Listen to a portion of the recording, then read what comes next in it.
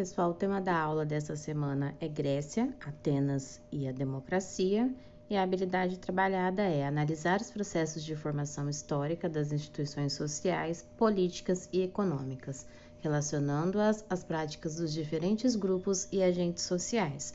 Lembrando que a aula completa sobre o tema vocês têm lá no canal do YouTube do Centro de Mídias. Atenas, né? A gente tem um trechinho aí para a gente analisar um pouco do como os atenienses se enxergavam, né? Ó, nossa Politeia não copia as leis dos estados vizinhos. Somos nós que servimos mais como modelo para os outros do que somos imitadores. Chama-se democracia porque não são os poucos, mas os muitos que governam. Se consultarmos nossas leis, elas prescrevem uma justiça igual para todos, a despeito de suas diferenças individuais.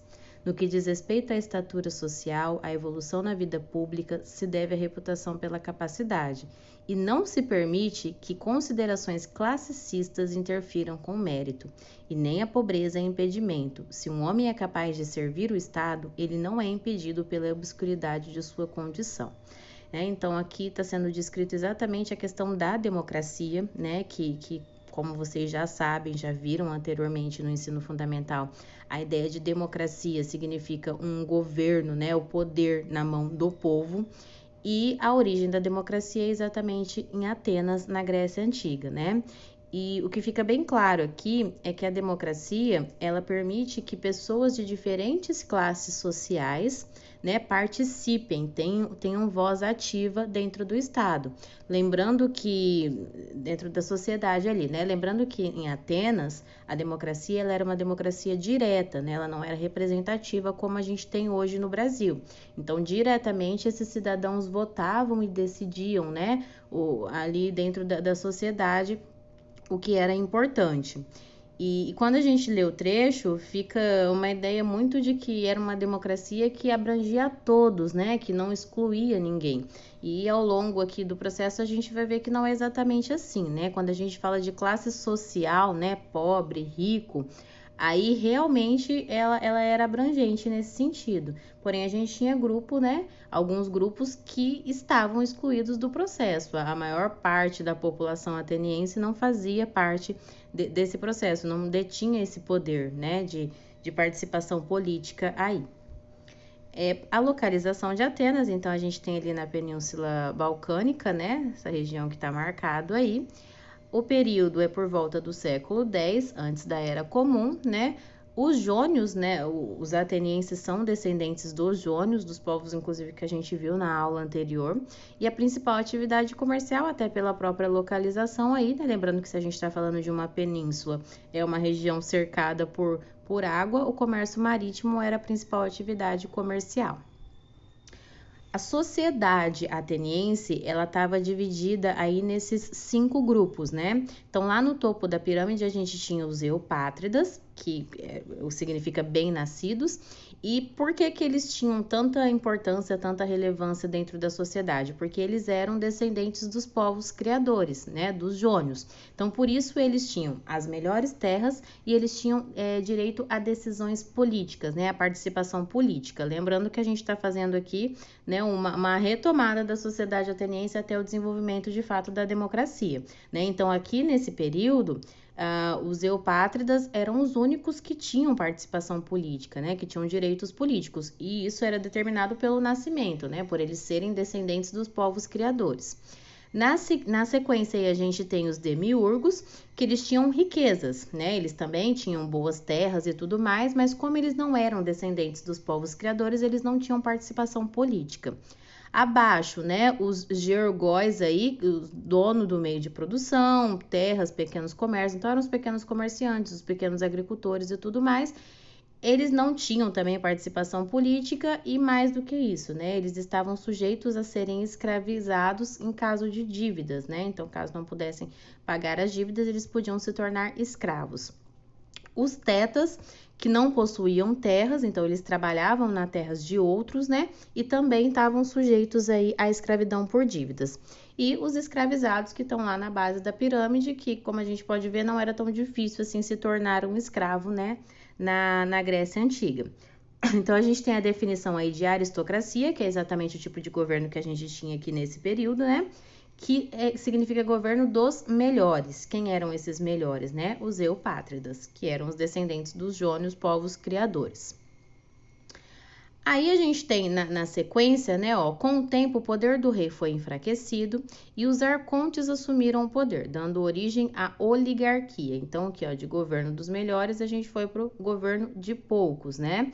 E aí a gente vai ter aí a criação do areópago e do arcontado. O resultado disso, né, ó, reforçou o poder dos eupátridas, então nesse sentido não houve mudanças. Os demiurgos e soldados passaram a exigir maior, né, participação política, então a gente tem aí a exigência do outro grupo que estava logo ali abaixo de também participar, mas no restante, né, da pirâmide que a gente tem aqui, as coisas continuaram da mesma forma, né? A maior parte da população continuou sendo deixada de lado, e isso vai levar o quê? A rebeliões sociais, né? E com essas rebeliões sociais, a gente vai ter as reformas de Solon. E aí, quais foram as medidas tomadas aí, ó? Cancelou as dívidas dos camponeses, né? Então, consequentemente, se não tinha mais dívidas, essas pessoas não viravam mais escravas, né? Não eram mais escravizadas por conta da dívida. Substituiu o critério de nascimento pelo de riqueza. Quando se substitui o critério de nascimento pelo de riqueza, significa o quê? Que os eupátridas continuam com todos os privilégios, porque eles eram ricos, e aí você acrescenta um outro grupo aí, que são os demiurgos, né? Mas você continua excluindo todos os outros, porque a riqueza não fazia parte dos grupos ali mais à base da pirâmide. Foi criado aí o Conselho dos 400, né? E a Eclésia, que elaboravam e votavam as leis respectivamente. Né? Então, tem aí um conselho e tudo mais para que houvesse maior participação política, mas a gente consegue ver o quê? Que as reivindicações dos camponeses não foram atendidas. Eles deixaram de ser escravos, mas os que não tinham acesso à terra continuaram sem acesso à terra, certo?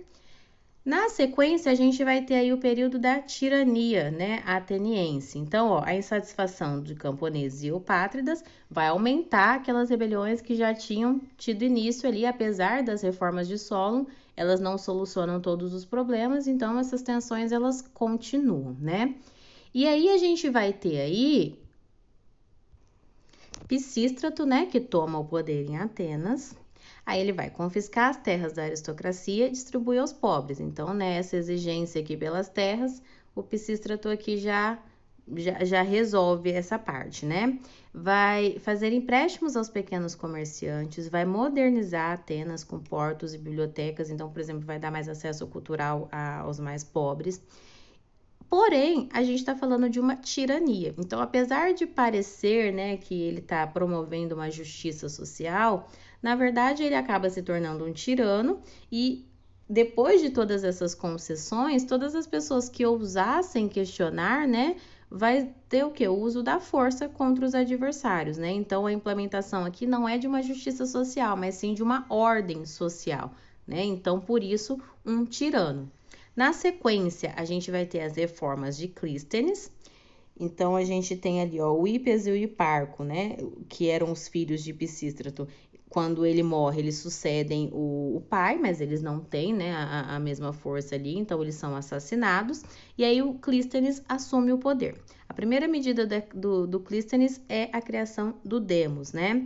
Então, 10 tribos que organizavam a sociedade ateniense pelo critério de localização. Isto é, cada demos era formado por pessoas do campo, do litoral e do núcleo urbano. Dessa forma, pessoas de diferentes grupos sociais faziam parte da mesma tribo, né? Então, aqui a gente tem a implementação da democracia. Então, o privilégio agora não é mais de nascimento, não é mais de riqueza, mas ao ser de localização, englobava pessoas, né, de todas as partes ali de Atenas, do litoral, do núcleo urbano ou do campo, né? Por isso, democracia, um governo de todos. E aí, como que funcionava, né, essa democracia aí ateniense? A gente tinha aí a 500, abulê, que eram 500 escolhidos por sorteio anualmente, que preparavam os projetos a serem votados, né? Então, a gente já tem aqui englobado mais pessoas, né? Fora dos critérios de nascimento ou riqueza. A eclésia, que eram todos os cidadãos atenienses, cidadãos, tá? votavam as leis, decidiam o uso do dinheiro público. E como eu disse para vocês, a democracia ela era direta.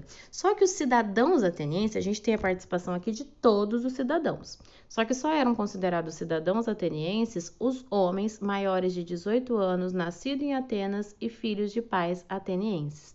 Né? Então aqui a gente tem excluído todos os menores de 18 anos, todas as mulheres e todos os estrangeiros, né? E mesmo os atenienses que tivessem pais estrangeiros, eles não eram considerados cidadãos. E aí entra o que a gente falou lá no começo, né? Apesar de parecer que a democracia ateniense englobava todo mundo, né? Tinha uma participação de toda a sociedade. Não, né? Quando você exclui aqui os estrangeiros, as mulheres, né? E os menores de 18 anos, aí significa que a maior parte da população ateniense não era considerada cidadã e, portanto, não tinha direito político, né? Não tinha participação política. Ostracismo, né? O que era o ostracismo? O dispositivo de proteção da democracia ateniense em que aquele que atentasse contra o sistema político, ele era banido da cidade, ficando afastado e sem comunicação com a família por 10 anos, né? E a ideia de refletir sobre o ostracismo é o seguinte, né? O Brasil também é uma democracia. Será que existem dispositivos, né, dentro do Brasil para também impedir que as pessoas atentem contra a democracia, né? Ou será que todo mundo pode fazer o que quiser, da forma que quiser, e o regime democrático ele não é protegido? E sim, né? Os dispositivos aí é a própria Constituição Federal, né? As leis brasileiras que garantem isso. O impeachment, no caso do Poder Executivo, que não que não se encaixe dentro do sistema democrático, que atente contra a democracia, e a própria justiça eleitoral, né, que é a forma como essas pessoas chegam ao poder, já que a gente tem uma democracia representativa e ao invés da nossa participação direta, nós elegemos pessoas que nos representem, certo?